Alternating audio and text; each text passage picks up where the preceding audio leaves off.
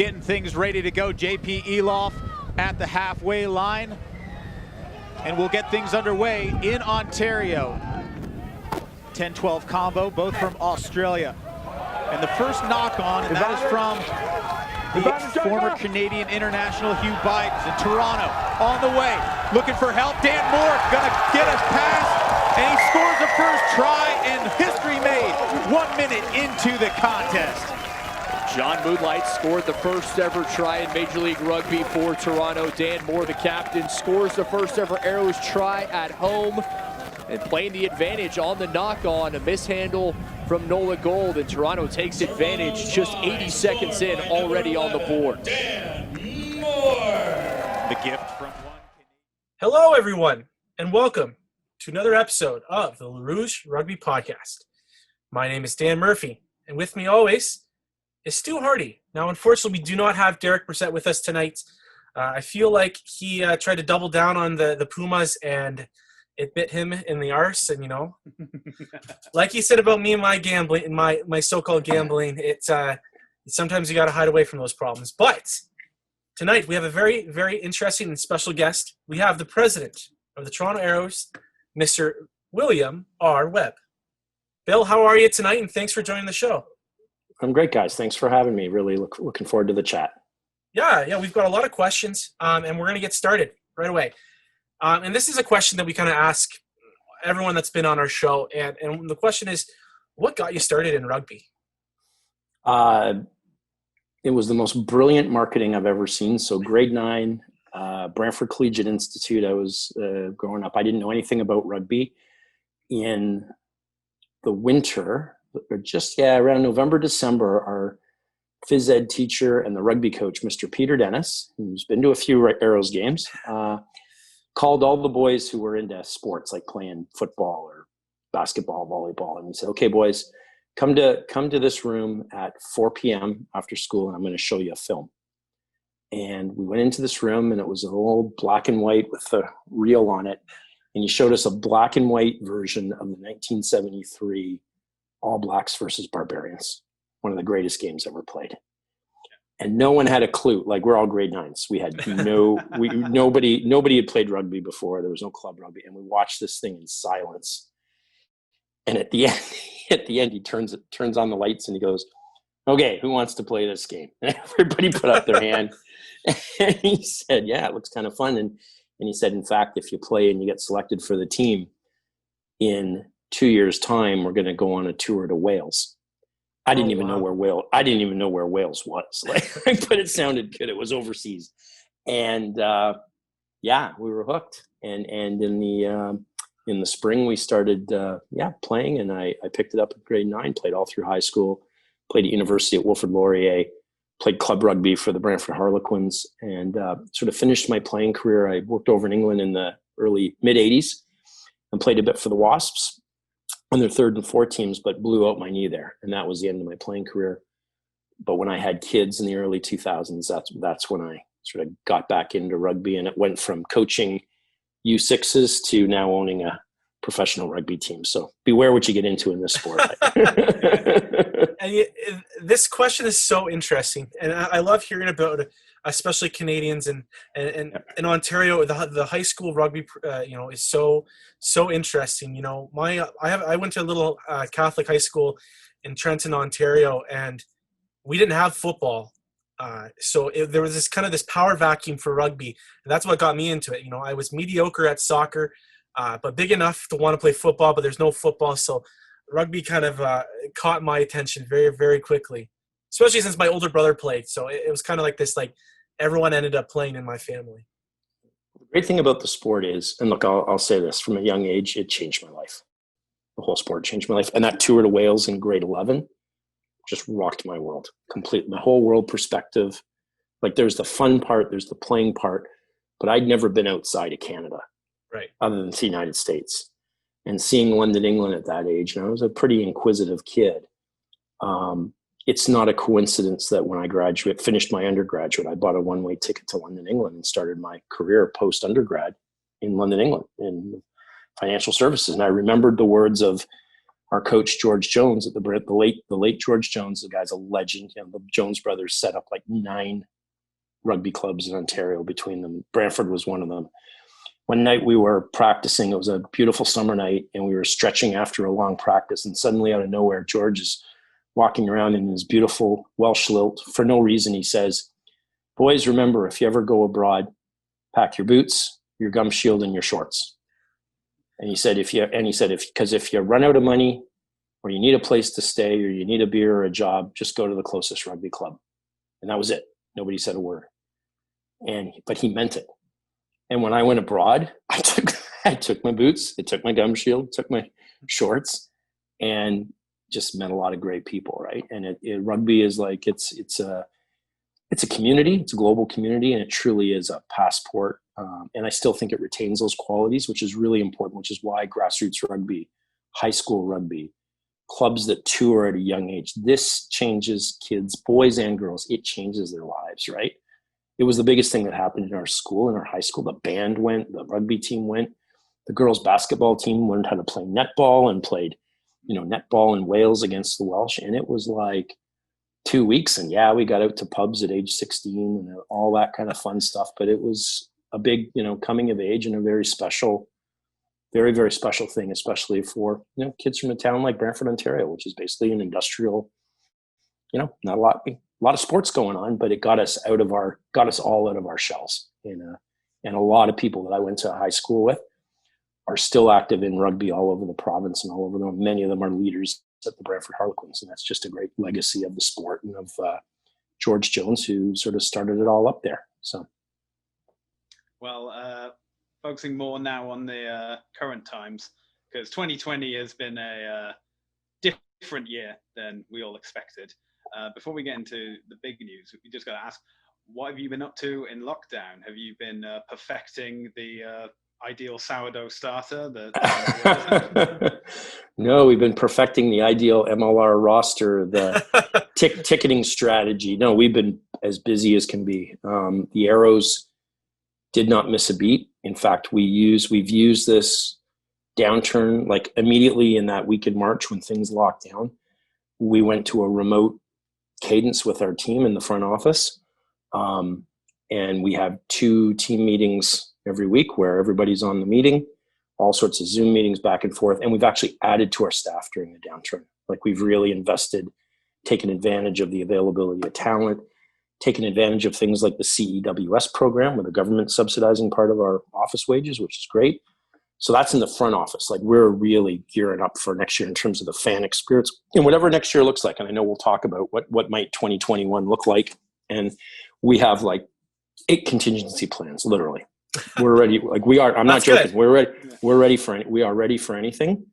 And as long as rugby's being played in this continent, we'll be playing, like guaranteed. So we're ready to roll, but for, the game day fan experience, Elliot Devine's been working us we're planning all sorts of virtual events. Stay tuned. There'll be one soon around maybe with a Christmas party theme, for our fans and our players and everything. And then we'll do a bunch of things in the new year prior to the MLR season kicking off. We've just hired a fellow named Alex Borthwick, who was a former digital strategy director at Aston Villa. He's joined us to lead up our digital strategy efforts. We're taking that to a whole new level. He's been working for us actually quietly since the beginning of September, but he's just moved. He and his young family have just moved here from Singapore. They just finished their 2 weeks of quarantine. They're leasing a house. They're buying a car. They've got their parkas and boots, and they're ready to roll. And Alex played age grade rugby for both Wales and England back in his youth. He's a real rugby man, but knows sports and digital strategy. So those are the kinds of people we've been able to attract and add to the team.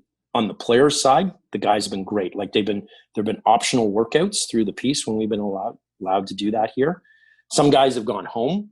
A bunch of guys have stayed, including some of our foreign players. There have been optional practices. I can tell you the guys are in amazing shape. They had workout programs. We had all sorts of meetings. Like there were overall like whole company meetings where the team was there, the staff was there, front office where we all chatted and everything. And even Rob Howley's joined us on some of those because Rob is now part of the team.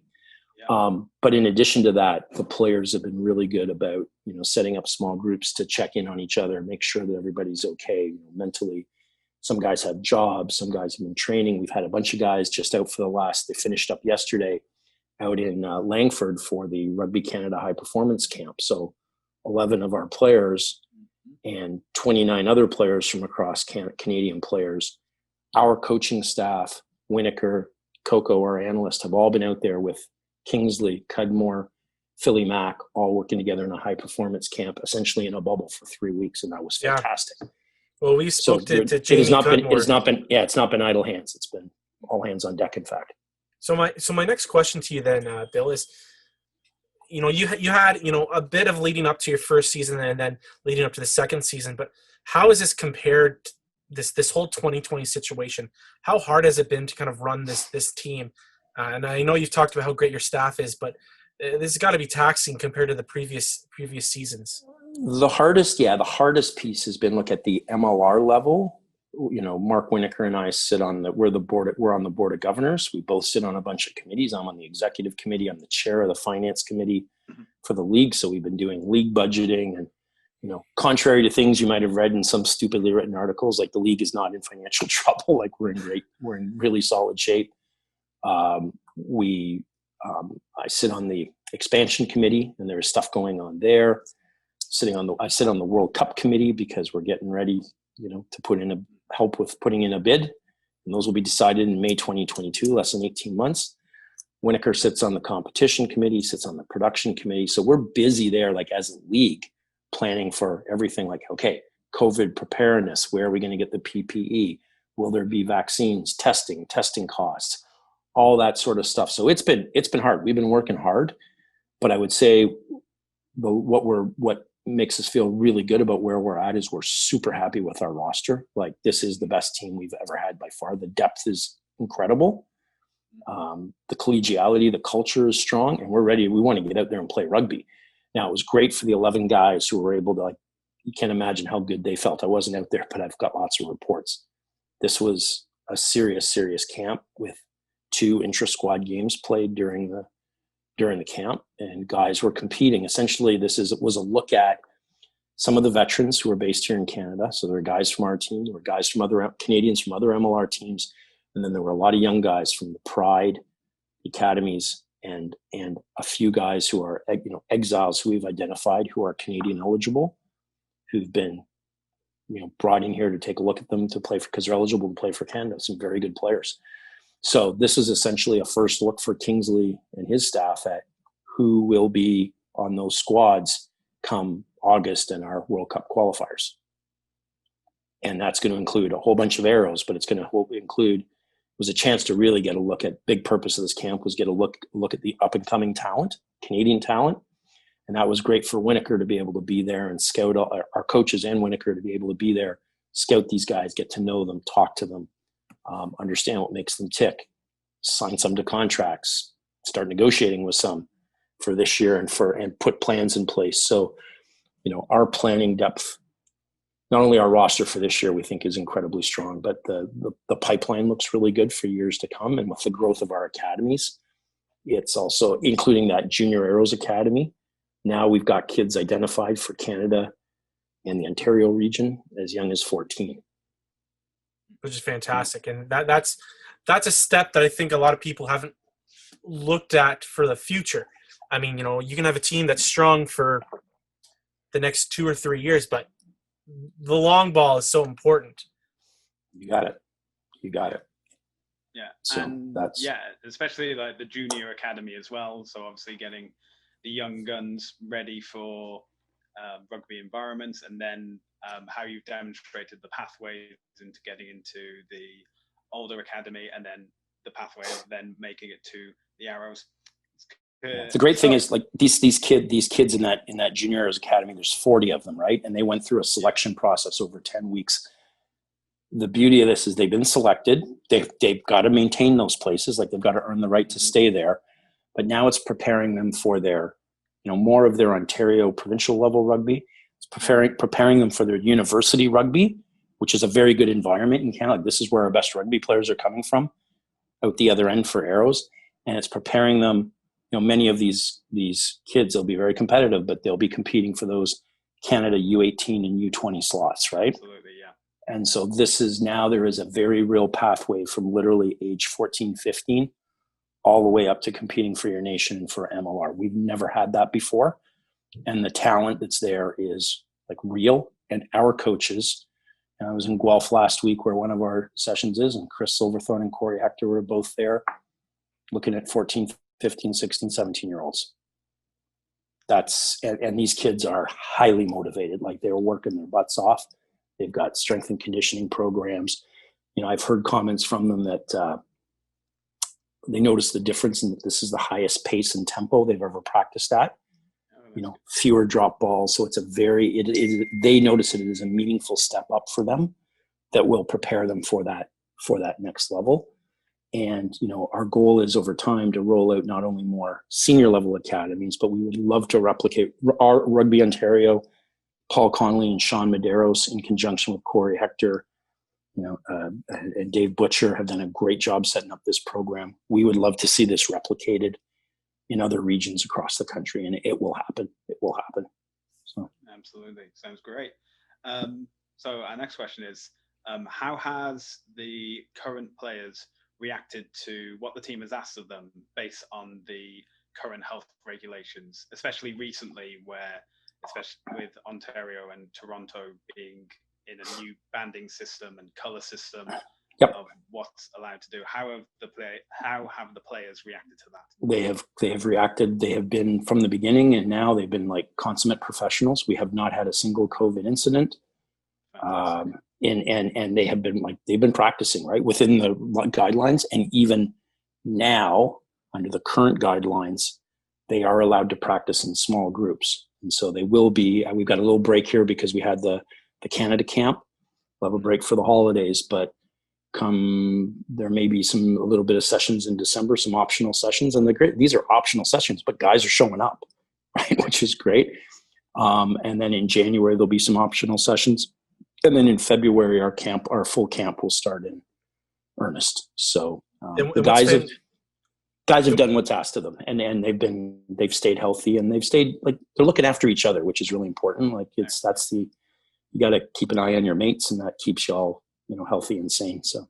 And what's fantastic about these optional sessions, you're seeing guys, the young guys like Will Kelly showing up, but you're also seeing guys like Mike Shepard without a beard, which is so strange. To see him not with a beard is so crazy.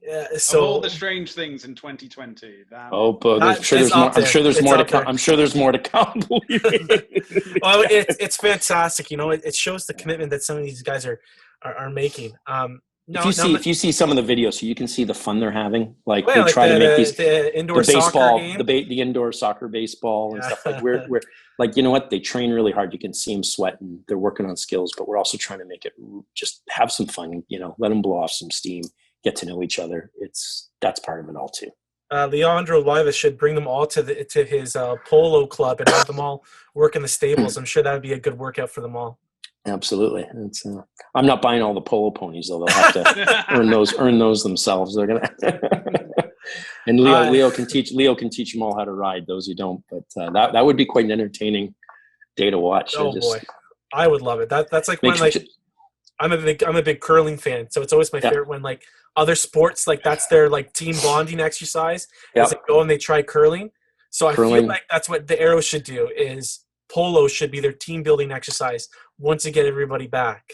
So we got all these Argentinians coming up too, right? So like some of these guys probably are pretty handy with the horses too. So we could have a polo match, and then we could have a curling match, and with the curling, obviously like add alcohol and watch bonding increase.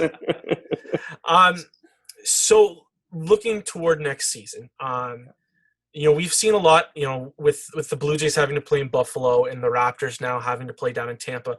Has the Arrows been in contact already? The season is still a few months away, but have you guys been in contact with the provincial or federal governments about the possibility of playing in Canada or in Ontario next season? So I mean, at the moment, you would not be able to play a game, right? So we know that. So we expect things to change. When they will change remains to be seen.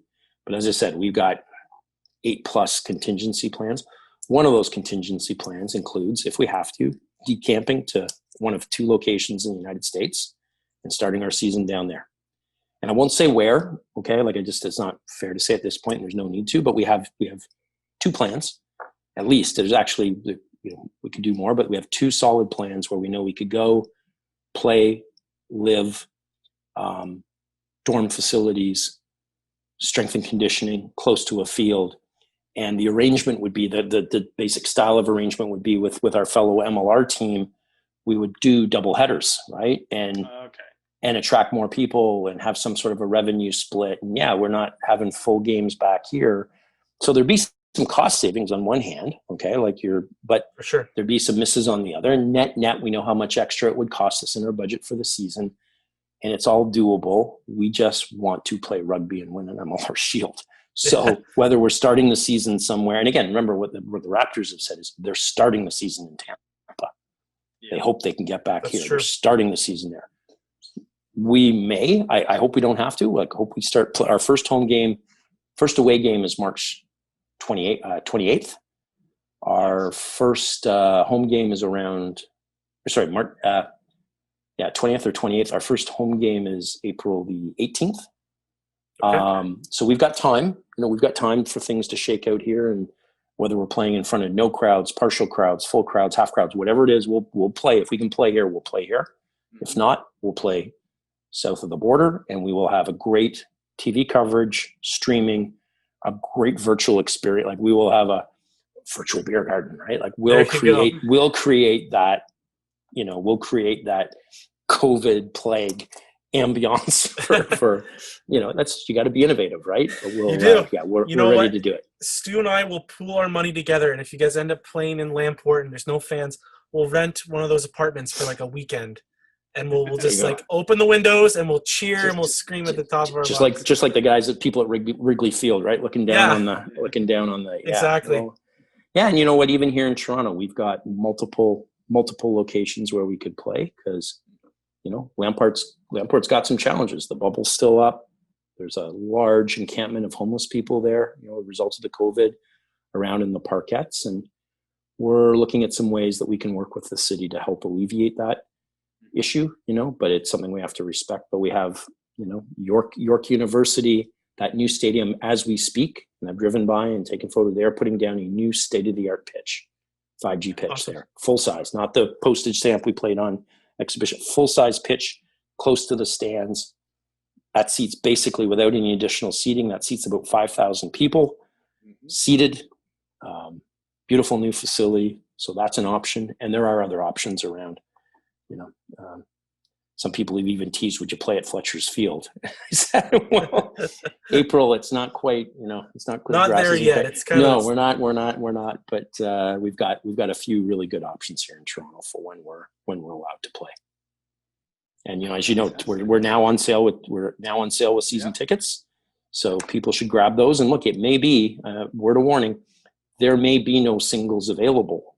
Like if we're only going to sell up to a certain amount, assuming there's a COVID restriction. As we find out those widen out, we will make more tickets available. But it may be that the only people who have, let's say it's a quarter capacity, it may be, depending on where we're playing, that there's only 1,200, 1,500 tickets available.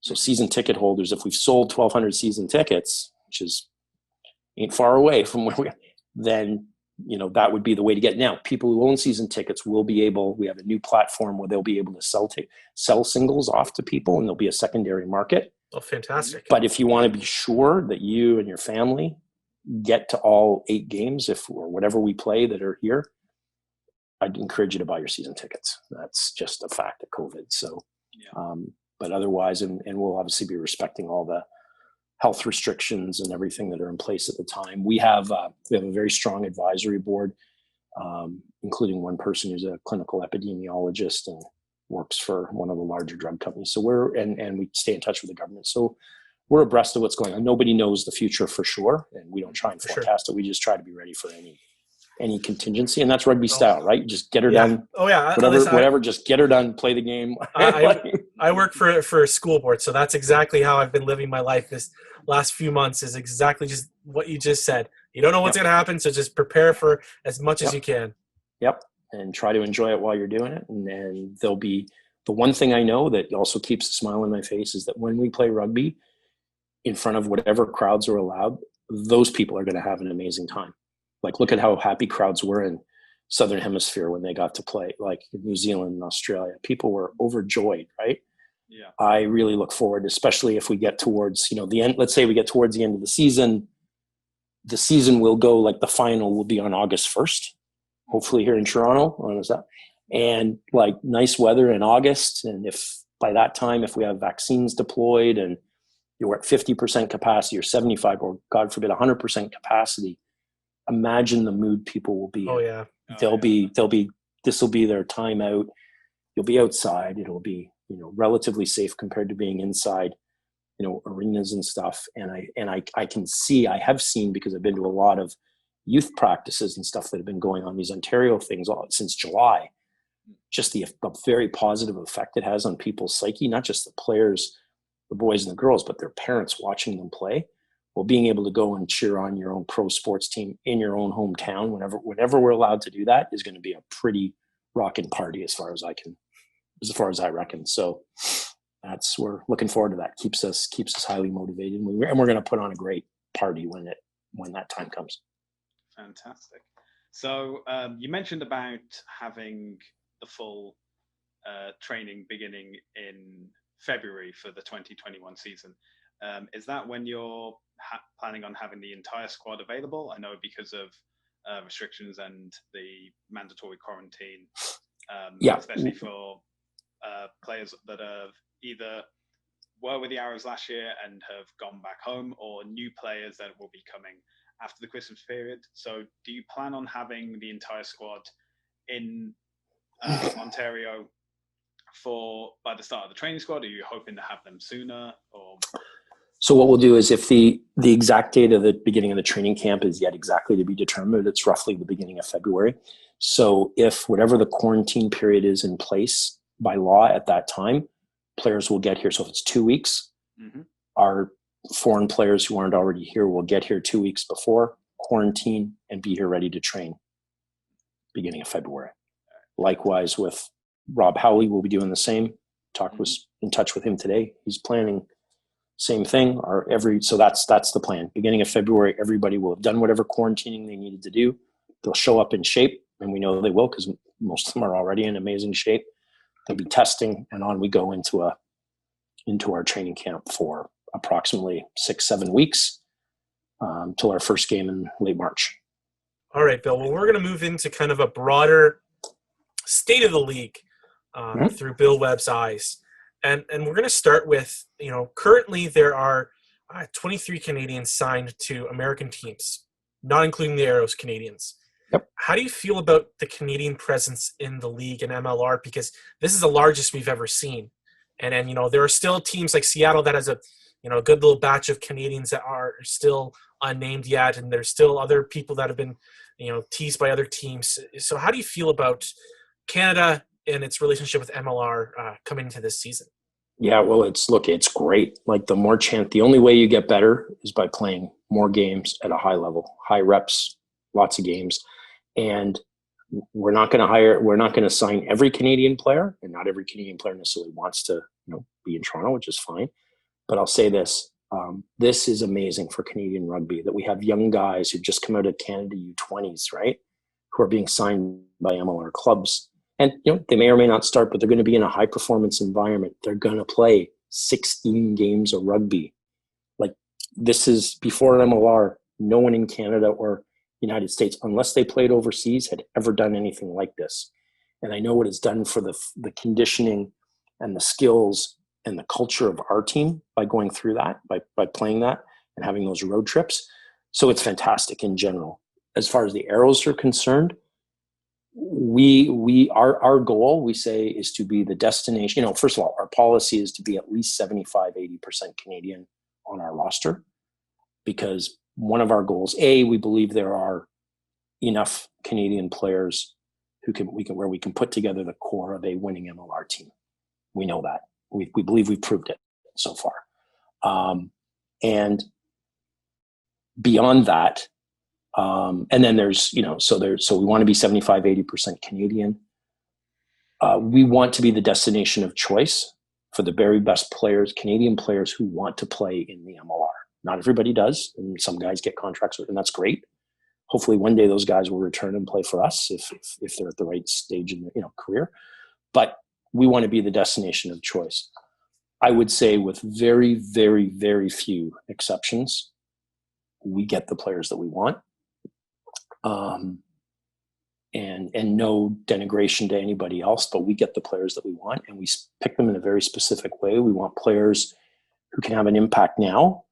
We want players who have growth ahead of them and will be part of this Canadian cycle going into the next World Cup and beyond. Some of these young guys are going to have 2, 3, maybe even 3 World Cups in front of them. So we're trying to identify the best talent, and we're trying to find the players who also fit our culture.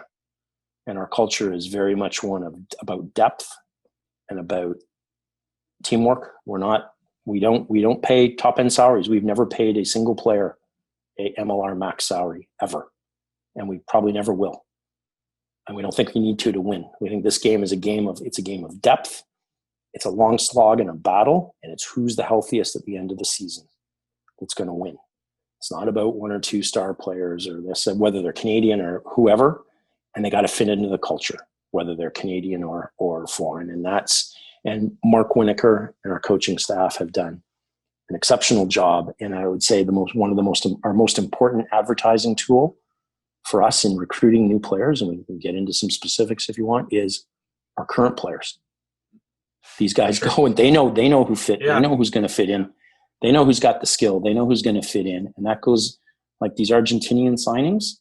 We didn't just whip those up out of the air, Tukale and Montero. Like, these are guys that were introduced to us by our existing Argentinian and Uruguayan players. And that's incredible. Like, that is, and we'll get into that for sure later.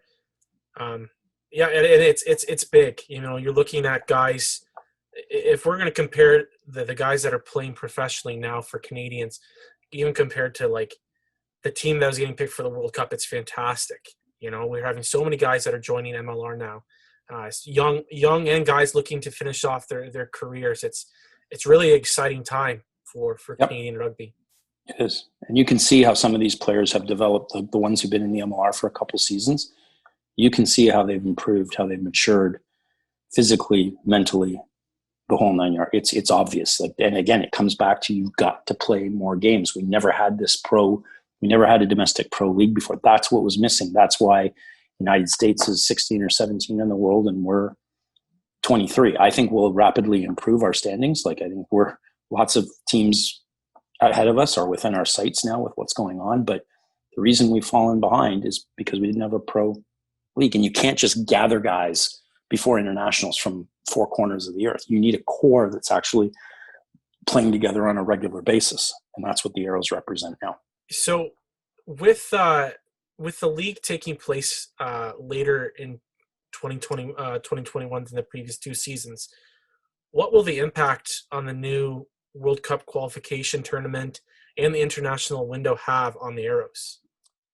Yeah, well, as I understand it, the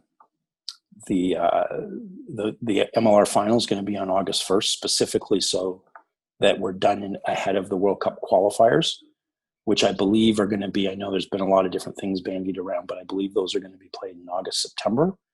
And so there'll be some brief period, hopefully we're there in the MLR final and we're going to have a bunch of, hopefully guys are fit. They're certainly going to have had lots of experience, and we're going to be able to pull, Kingsley and his staff will be able to pull together a very credible Canadian team. Look, we almost beat the United States last year, right? And we didn't have it. It wasn't a great team. I think our team this next time around, personally, I think is going to be better. I think it's going to be more depth. I think there's going to be a stronger culture. I think there's going to be a greater understanding of playing systems. And we've been working very closely with Rugby Canada on alignment, a philosophy of how we want to play the game and what that Canadian game should look like. So, I'm certainly hoping for and expecting improved performances during that window. But the MLR is working closely to make sure we don't have overlap with those qualifying windows. which has been a little bit of a worry for some fans. So it's reassuring to hear it because, we saw what the ARC in the 2019 season did to the Arrows and to many other teams, but you guys were affected the most between the Uruguayans and Canadians that were away. Yep. That's we'll avoid that. Now, there may be the odd international match yet to be announced during the summer, where we may let a few guys go to participate in it, but it'll all be, we've done this before. And again, that's another reason depth is so important. We can afford to leave guys. And look, even in 2019, we acquitted ourselves pretty well, even without those players, right? So. Yeah, I was cooking the other night, and every now and then I throw on an old Arrows game, and I watched the 2019 game with the Seawolves when they came to Toronto. And that was one of the things they were talking about. That was your first back-to-back win. And they're talking about just the season that you guys had started the 2019 off with. And that ended up really kind of kicking off all those wins in a row. So it definitely it was before what you just said. It was an interesting comparable about what was 2021 going to look like. Would it be similar to 2019 where the Arrows were kind of taken about with their roster? Now, is that one of the reasons why you guys kind of went with some of these Argentinian players? Is that you wouldn't have to worry as much about the selection process with Argentina, and you'd have them guaranteed if you lost some of your Canadians? No, honestly, I don't think that was. Winokur might I think he'd give a similar answer, but it's his domain. But I think it was really just about. Again, we wanted to stick to having 75, 80% Canadians on the long roster, which we will do when you see it all in it. But there were situations where we were able to sign these players at economical rates because in some cases they really want to come to Canada. Some of them are contemplating moving to Canada. Their friends on the team talked about the Arrows culture, what it was like to be in the MLR and to travel and see all these American cities. But I would say again, our players were our best advertising, and we were able to do it just very economically because there are certain situations where, believe it or not, like players just really want to come and play for us. Well, they know we're a winning team, and they know we got a good culture, and they've got their buddies to attest to that. And that's what makes it easier to sign somebody. It's not always about money. And we're not of the opinion that signing, really philosophically, we believe that in MLR, the fans signing a big name player, like that might be a global brand, we don't think it really adds that much because most of those players are older in their career, but also the people who want to see those players are already coming to our games. Our challenge in MLR is to get the new people coming to watch rugby games. The Gen Zs, the families that, getting the kids who play a little bit, bringing their parents, bringing their siblings. That's our challenge, right? It's about winning. It's about getting them to come to a post-match social where they can see these guys and get to meet with them and chat with them, whether they know who they are or not, right? They're just great guys to socialize with and to be able to chat. And having some really top-class Argentinian players we're very fortunate to have, and our Uruguayans. We're very fortunate to have them. Now, you've already touched upon the fact that you're on a number of committees with MLR. How strong has the communication been between the ownership for the 2021 season? And do you feel confident that the season will run, I say smoothly in quotation marks, so as smoothly as possible? Oh yeah, like the communication level at MLR has been the highest ever. Like we have committee meetings are going on every week of different kinds. The executive committee's meeting. We have a regular board of governors meeting every month. We have an executive committee meeting every month, and then there's one-on-ones. In my role as finance committee chairman, we're fine tuning our budget and locking in COVID testing costs and everything for next year. So I'm on the phone to different It's like when they see me call, it's like the Grim Reaper call. Oh God, he's telling us to stop spending money. No, I'm telling them here's what the COVID testing's. We're all checking in, we're all keeping. But no, they don't think of me as a tax collector, but I do have. It's like we're sorting out. sorting out our insurance policies and all that For stuff sure. for next year in a COVID era. It's a lot of work, but the league's never been more cohesive than it is right now. Really, It's like that episode of Corner Gas where they had the tax man. He's like, I'm not the tax man, I'm a tax man. yeah, that's right. All right, Bill. We're going to move kind of more back into the Arrows sphere of questions, and it's not any surprise to any Arrows fans that you've got two big holes that left the team. With Malcolm and Moore. Those were guys that both played different roles on the pitch, but have quite the impact. Who are some players that you think and that the fans can watch to fill the void that they kind of left? Yeah, certainly. They had two great players, and we wish them all the best. Dan is actually beginning his career back in the real world, and I hear there's a rumor he's shorn his locks and is auctioning them for charity or something. But he's back to the real world tomorrow, or Monday. We're recording this on Sunday, but he's back Monday. And but we've told him if he ever gets the urge, we can sign him to a part-time contract or whatever. But he's back to the real world, and Sammy's over in Japan. We'd love it if Sammy comes back one day. But yeah, nobody is unreplaceable. Both players showed a lot of leadership. Let's look at Sammy, who played 10 and 15. Boy, we're blessed with the signings we have this year. We have who can play number. Taylor Adams has served very well at number 10. Very capable, very dangerous player out there. So we've got Taylor. We've got Will Kelly, who can play 10. Juan Cruz Gonzalez, who we've signed from Argentina, is a utility back who's also played 10. We have Sean Windsor, the wily veteran, who comes in and just does an incredible job. Like, he's just like a steady pair of hands, right? And he can play both fullback and 10. So we're in good shape there. Even Patrick Parfrey, 15 is his natural position, but he's played 10 before. Likewise, Spencer Jones, we have him playing inside center, but Spencer, when he's playing club rugby out in BC, can play 10. So we got a lot of options, but I would say, you've got Taylor there, you've got Will Kelly there. When it comes to the wing, well, we've added people like, or at 15 now, obviously we have Joaquin Tukale, world-class 15, right? Who can also play other positions, but 15's his world-class 15. So you've got Joaquin, you've got Gaston, you got the other players I've mentioned who can play at 15. Patrick Parfrey, right, who's just come off, I think, was one of our most solid Canadian players at the World Cup. Like, Pat is just coming into his own right now. Like, I think he's playing his best rugby ever, and he's his fittest. A little secret at the camp that just happened. Guess who had the fastest time over 40 meters? Mr. Parfrey. That would surprise most people, but if you look at the size of his legs and the work, he's like, the guy's obviously been doing a lot of work, and maybe he was just having a good day, but he's got wheels, and he can play 15. So we've got multiple players who can play on the wing. Montero, Leandro, Gaston, all can play on the wing. So yeah, Dan will be missed. He'll be sorely missed, and I'd say more than just as much as his play is his leadership.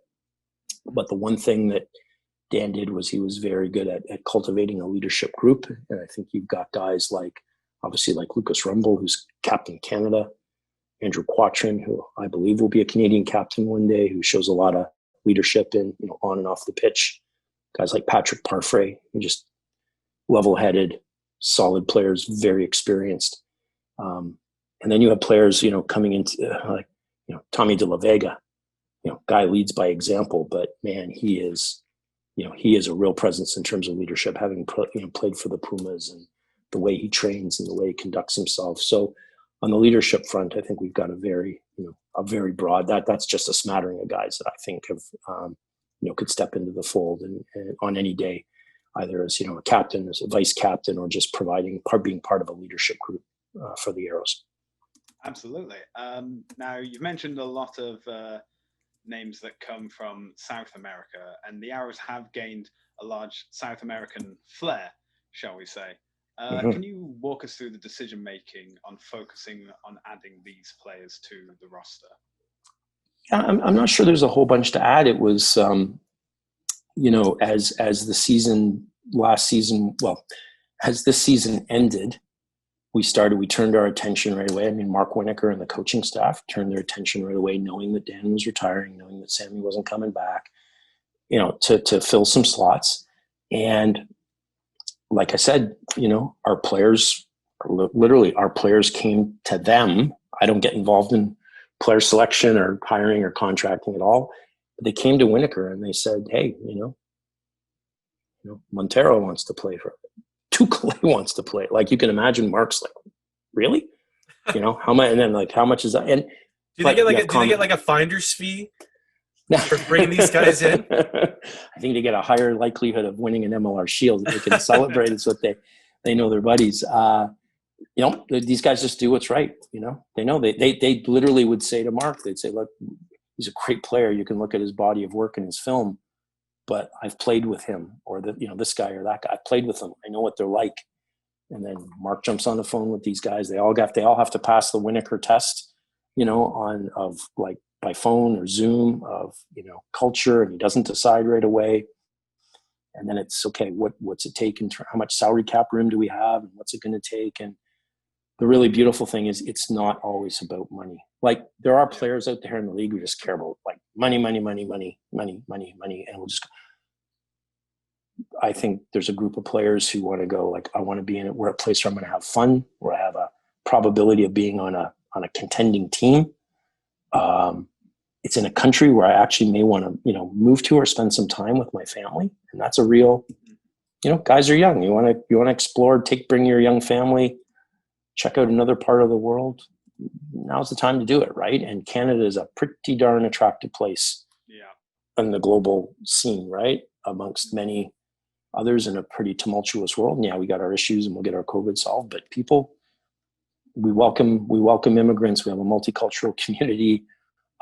There's an established, there's a big Argentinian, there's a Spanish speaking community. There's an Argentinian community. There's an Uruguayan community here, and big Irish community. Jason Higgins is coming to play for us again. How did, what was the scoop with Higgins? Higgins was signed with Rooney. Then for some reason they couldn't get his visa or whatever, and they found out he had a Canadian passport. We didn't know nobody knew who he was in Canada, right? Nobody knew he had a Canadian passport. This is all part of this, now have this exile program where we're trying to proactively identify good players around the world who are eligible to play for Canada right away. So same thing, Mark, reviewed his film, talked to him. We signed him. He played really, really well at this camp, really well. Like, this guy's going to be, and he's eligible. He's signed for the Arrows. He's eligible for Canada, so he will compete for a spot on the Arrows, and he'll compete for a spot for Canada with, all the usual great players other players that we have too. So it's good. Like, it's new blood. It's adds to the mix, and again, it's either through a referral, or in this case, it was our friend Steve Lewis in New York who said, we can't sign this guy, but maybe you can. Looking out for the players, that's really good teams, look out for their players and want what's best for them, whether it's at their own team or somewhere else, right? You got to look after the players first, and they will remember it. And I think this is why our guys, we look after our players just as human beings or not. And that's why they want to do right by us. And they want to have like-minded people around. The guys, they play for each other, right? When they're out there, they're playing for each other and for their families, all of them. And so they want guys in the locker room and on the pitch who are going to fit in. And, these guys, we've had big Zoom calls now where the guys from, South America are on, and Higgins has been on from Ireland. And we have this big group meeting, and, everyone's getting to know each other on Zoom, but we can't wait to get them all together in camp in, late January, Feb. Absolutely. And as a immigrant to Canada, I can agree with many of the points you were making about living in Canada. Just as a quick follow-up, this is just something that has been on my mind because of your South American players mainly speaking Spanish. Has there been a consideration of having either a social media account or a version of the website that's in Spanish to directly appeal to those Spanish-speaking fans? Yes, there has been. Yes, there's been some thought given to that, and we haven't implemented it yet. Likewise, we could do stuff in French for our own Quebecois fans who are growing in numbers. We have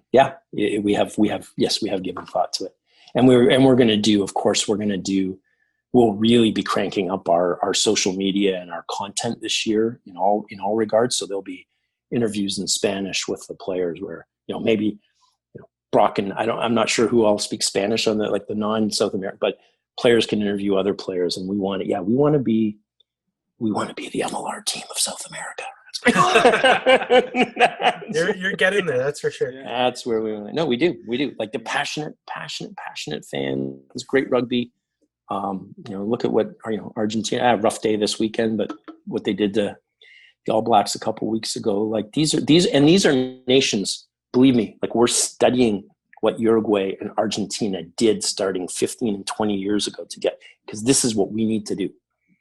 Okay, so Winokur and I speak to general managers. We speak to some very senior people in these unions to understand and study, and they're quite happy to help us. But it was about alignment in relatively small countries with spread out populations. How do you optimize, right? And you needed a professional league. You needed to have alignment between your professional team or teams and the national program. You need to have a talent identification system, which we have. You need to have academies. Yeah. These are all the things. What we're doing here is not, like at the Arrows, it's not rocket science. We're copying what the smartest other countries have done, and it's worked. And, imitation is the best form of flattery. And, having some of those players in the system who've been through it only helps us understand that sort of process even better. You just mentioned Jason Higgins, and then, we also have Adrian Wadden, who's coming back from being in school overseas, and the Giltinis even just signed another Canadian, Corey Thomas from the Sunwolves. And what I'm kind of getting at is it seems to be not a mass exodus yet, but there seems to be a lot of Canadians that have plied their trade overseas that are now making their way back. How important is that? Not only just to the Arrows, but to MLR as a whole, to have Americans and Canadians coming back from overseas. Bryce Campbell just signed with the Gilgronis. How important is it to have these North American players coming back and playing in some cases their home cities? It's absolutely awesome. It's awesome. Like, number one, they have a place to come to. Like, there is a league. That was the whole idea. If you have a league, build it and they will come. Two, guys want to be maybe back home at a certain stage in their lives and careers. They've done their university, they've done their overseas stint. And then a big element that's, and it's unfortunate, but we are the beneficiary, is that, the championship in England and many parts of professional rugby around the world have been vastly defunded, right? The money's not there. COVID's hit hard. The national unions they're laying off people left, right, and center. So the opportunities aren't as abundant and as attractive as they once were. So naturally, guys look to come home. I think COVID has taught us. By the way, I was just gonna say, Wadden is an absolutely outstanding player. You watch what this guy does this year. He is freaky fit. He's big, and he's got the intensity. And he's just a very skilled player. He's going to have a real impact for us, and he did very, very well out at the camp as well. So we're excited to have him and the others back. I think COVID has taught us that anything is that the importance of family and being close to what you care about is so important. I think we've seen a couple players, not only for the Arrows but for other teams in MLR, talk about that. Is that being close to family now, because you never know what's going to happen, especially with the way things are going, is so important. Yeah, we've got a few of our players our overseas players who decided to stay here. Some went home right away. Okay, like nobody knew. Okay, if I go home, will I be able to come back? Yeah. So everyone had to make their decision, and we let them do whatever they want, because we knew we'd sort of stop the season for sure. So they didn't have to be back until January of next year. Some players decided to go home, and now they'll come back. We've had some who stayed here through the peace and are going home at Christmas to see their families, right? Like they want to see them. And Now you can travel, and yes, they'll have to do quarantine and stuff. But when they asked us, like, can we go home? We said, absolutely, please. Like, get that peace of mind, relax, see your family for the holidays, come back here ready to rock and roll. And so that's how we're letting people do what it is they want to do. You can only, Zoom is great. It's been a blessing that people, but there's nothing like, being home in the flesh and being able to hug somebody, and so that's how we're handling it. Okay, well, with the 2021 season now with a start date and fast approaching, what do you think the Arrows will work towards for both 2021 and onwards? And this can be either on the pitch or as an organization. And so, yeah. Definitely, I know the Shield is definitely one of the things you, but in terms of maybe like 5-year, 10-year plan, sure. How do you want the Arrows to grow? Yeah, we do have a long-term strategic plan. Number one is we want to be competitive on the field, and we'd love nothing more than to earn an MLR Shield. And one of the things we will do is we will take that to every rugby club in this country. When we do that, when we win it, we'll take it to all. We'll start with the players and getting it to their clubs. We will get it to as many possible rugby clubs across this country, sort of like the Stanley Cup, but to inspire young people to show that, so don't want to get ahead of ourselves, but that's, a big part of this is, winning because we're competitive and we want to earn that right, but it'll be great for the sport if and when we do. But just, I think us being a very competitive team in our 1.5 seasons has done wonders for the interest in the sport. What we're seeing in the academies, our second long-term plan is to continue to grow the academy system, both at the senior level and the junior level, so that we create that base, that pyramid of players. And not everybody has to play pro, but they're going to be better players when they go to university. They're going to be better players, if they can make it to Canada or a Canadian age grade team. And by God, when they go back to their clubs, they're going to be great players, right? Whatever age. So continuing to grow the academies. On the commercial side, like we are, and we want to help Canada. Like one of our big goals is to help Canada qualify for this next World Cup and not go into the repechage, and to get in and to actually, get in and compete at a better level. And I think we're, honestly and objectively, I think if the Arrows and Rugby Canada do our job together, our standing in the world will improve materially. I'm not saying we'll get back to number 11, our highest ranking ever, for quite a while. Yeah. But mid to high teens over a 5-6 year period, is that possible? Absolutely.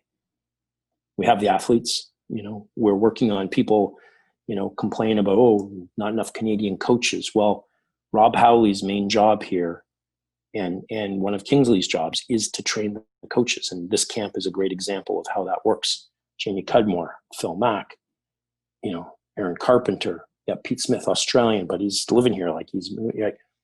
These guys are all now working in the system to improve them with the likes of, Rob Howley and Kingsley to improve. And they will be your next cadre someday, maybe after the next World Cup cycle, who in some combo will be coaching Canada and the Arrows. So that's one of our goals. We also are, I'm a finance guy. My day job is investment management, and we are trying to build a world-class sports and entertainment business. It's focused on rugby. We will invest in adjacent businesses, including, over time, operatorship or partial ownership of stadiums, more merchandise, the marketing of our commercial rights as a team.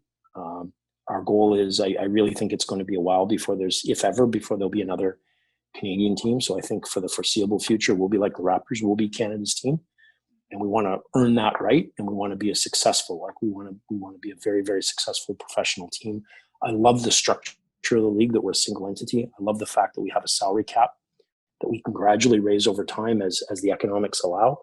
And we want to continue to bring even more, world-class sponsors and partners into our roster. We've got Honda, we've brought in Lululemon, first team. And we're working on a lot of big Canadian companies right now. It's not, and small. And it's not just about, COVID makes it challenging, but it also opens up opportunities as people rethink their budgets and what do they want to be aligned with. And, the opportunity, if you're investing in rugby as a corporation, is that, you can invest at Rugby Canada, you can invest in the Arrows, you can invest in the provinces, you can invest in Turf, the Toronto Inner City, and we can help them do that in a very coordinated, seamless fashion. We've done it before with others, and we're talking to a lot of really interesting sponsors, and we want to put on a great game day, and we want to sell out our stadia to whatever degree we're allowed to. And I think we will keep doing that in a way, like we don't just give away tickets.